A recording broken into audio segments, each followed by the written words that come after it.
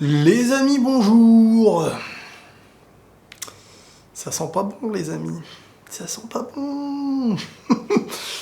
Bon, alors je sais pas c'est quoi le pire, hein, honnêtement. Perdre contre plus petit en méritant de perdre. En fait, je suis presque content. Je vais vous dire la vérité, je suis presque content de voir que ce Real déjà n'a pas fait match nul. Parce que le dernier but là refusé, Vinicius qui gênait le goal, à juste titre sifflé hors jeu. Ça va peut-être aussi rappeler aux gens que l'arbitrage n'est pas arbitre pro-Real ou je sais pas quoi, et que cette règle qui est appliquée pour le Real, elle est aussi appliquée contre, et c'est bien, c'est normal. Mais, Furé, il y a un enseignement, il y a énormément d'enseignements, et je suis content, dans un sens, je suis content. Parce que ce Real-là, on n'a rien à espérer de ce Real Madrid. Surtout quand tu veux faire tourner ce Real Madrid. Ce Real, là, il peut faire des petites choses en Liga avec l'équipe titulaire. Quand je vous dis équipe titulaire, c'est en comptant les Odegaard, Hazard et tout ça. Si un jour, il y a le bonheur de pouvoir le revoir sur les pelouses. Il y a eu beaucoup de choses qui ont fait que ce Real en soit là aujourd'hui. Déjà, comme je vous ai dit, tu peux plus faire tourner comme avant. Zidane, c'est quelqu'un qui aime faire tourner. Tu peux plus faire tourner comme avant. Plus les années passent, plus les titulaires déjà deviennent fatigués un peu. Et les remplaçants ne sont plus dignes d'être des titulaires sur des matchs où il faut à tout prix gagner.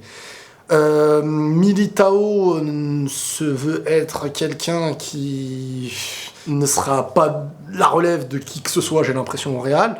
Varane manque de caractère quand il n'a pas à côté de lui, dans sa charnière, un Ramos et une supériorité au niveau de l'effectif. Donc si t'es un Real sans Ramos, avec une équipe en face qui montre un visage sérieux, Varane ne va pas montrer un gros visage ni lever les épaules, Militao va jouer, va faire des trucs, on dirait il n'a pas de squelette.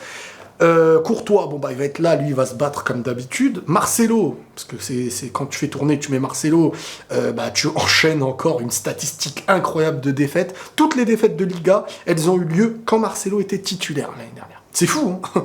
Mais ça continue, voilà, et là, c'est même plus que en Liga.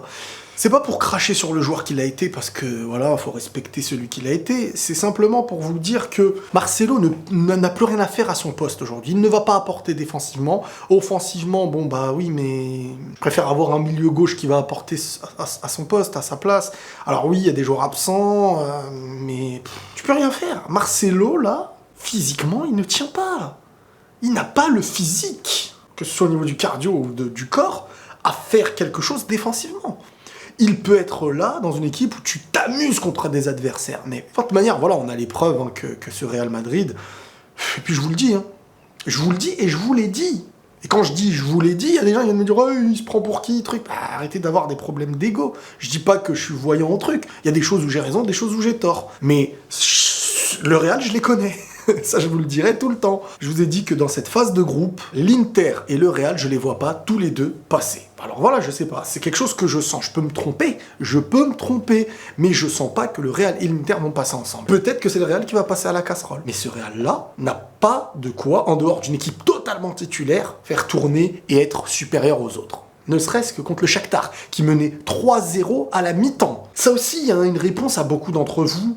Quand je vous dis, enfin, c'est même pas moi, quand il est dit que Ramos, Benzema, et on va mettre Courtois aussi, même si c'est un goal, c'est ça le Real Madrid, actuellement. Donc, tous ceux qui veulent un Benzema qui taille ou qui s'envole, Jovic, mais donnez la chance à Jovic, tout ce qu'on a donné en chance en début de saison, là, parce que là, il a du temps de jeu un petit peu quand même, non?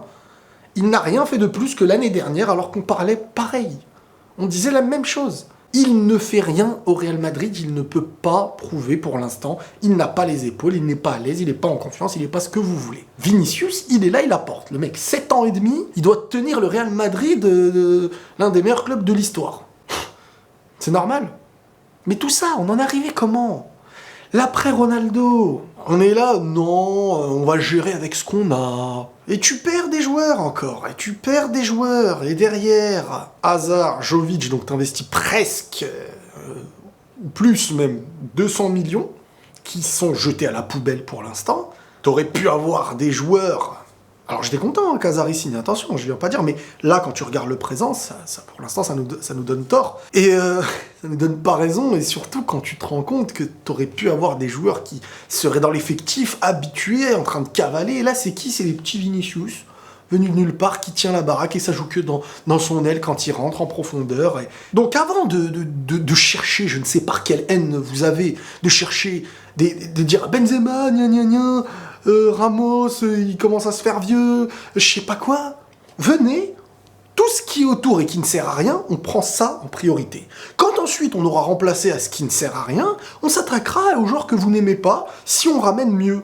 Mais vous attaquez pas à ce qui tient le peu de ce qu'il reste de l'équipe et s'attaquer aux tauliers qui tiennent la barque en fait. Vous êtes marrant. C'est comme s'il restait c'est comme si votre voiture il lui restait que 2 roues. Et vous dites c'est la faute des 2 roues que le véhicule il tient pas. Vous êtes barjots les gars. Encore une fois, sans Benzema et sans Ramos, tu vois un Real qui est totalement médiocre. Et là, je dis pas qu'avec Benzema, le Real est obligé de gagner à chaque fois, mais tout simplement que tant que vous ne ramènerez pas mieux, eh ben, ne vantez pas le pire. C'est tout ce que j'ai à dire. Et maintenant, voilà, ce Real... Et le dernier truc qui commençait à me saouler, c'est qu'à chaque mercato, non, on va faire confiance à nos joueurs, on va rien recruter. Eh ben, j'ai envie que cette saison devienne la saison où tu n'auras pas le choix. Et là, je parle que ce soit de Zidane, du président, peu importe, tu n'auras pas le choix de dire on va faire confiance à cette équipe. C'est pour ça que dans un sens, même le Classico, là, je me dis s'ils se le font, ils se sont explosés, peut-être que ça commencera à bouger dès le mercato d'hiver. Comme ça, il n'y a plus le choix. Des fois, il faut plus laisser le choix. Parce que quand tu sauves les meubles, là, imaginez qu'il y aurait eu 3-3, bah, qu'est-ce qui se serait passé? On aurait dit, bon, bah, ça va, c'est un match nul, non, on peut faire confiance aux joueurs qui sont présents. Non. Perdez. Si c'est pour que dans un an, tout soit restructuré. C'est peut-être mieux. Parfois, ça commence comme ça, dans une grande cassure où tu ne peux plus rien dire derrière. Et où tu mets la pression à la présidence et à tout ce qu'il y a autour. Donc, voilà, juste attaquons les choses dans l'ordre. Ne nous attaquons pas à ce qui tient encore le bateau sur l'eau. Et pas attaquons-nous à ce qui risque de le faire couler en priorité. Voilà, première mi-temps catastrophique, complètement mangée, une défense totalement rigolote. C'était la kermesse de Madrid, c'était incroyable. Et une deuxième mi-temps où il a commencé à faire rentrer des joueurs, comme je vous dis, ce Real n'a pas de quoi tourner. C'est vivement des achats intéressants avec du taulier dans l'histoire et des joueurs qui risquent de devenir l'avenir du Real et pas tout simplement... Parce que là, dans le lot des jeunes, là, de Rodrigo et tout, Rodrigo, faudra le prêter à un moment donné, ça y est. Quand tu envisages la reconstruction d'un grand club, Vinicius, il peut en faire partie. Rodrigo, pour moi, pour l'instant, ce n'est que mon avis, je peux me tromper, pour moi, il peut pas en faire partie. Jovic aussi.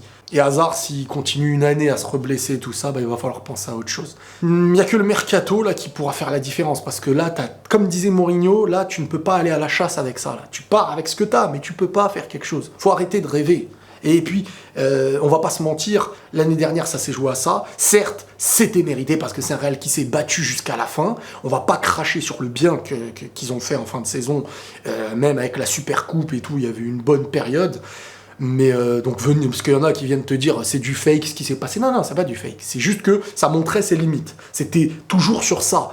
Mais ça, tu ne gagnes pas toute ta vie sur ça. Ça montre la fin de quelque chose. Et maintenant, il faut la suite de cette chose-là. Mais si on vient de dire à chaque fois non, mais on va faire avec ce qu'on a, eh ben vous allez voir ce qu'on a et on n'aura plus rien du tout. Même l'argent des grandes compétitions qui rentrent en Ligue des Champions, c'est quand ça va finir en Europa League, et ben on va dire ah mince, en fait, on aurait dû acheter. Donc voilà. C'est très bien qu'il y ait eu cette défaite et on verra ce qu'il y aura ce week-end avec le Classico.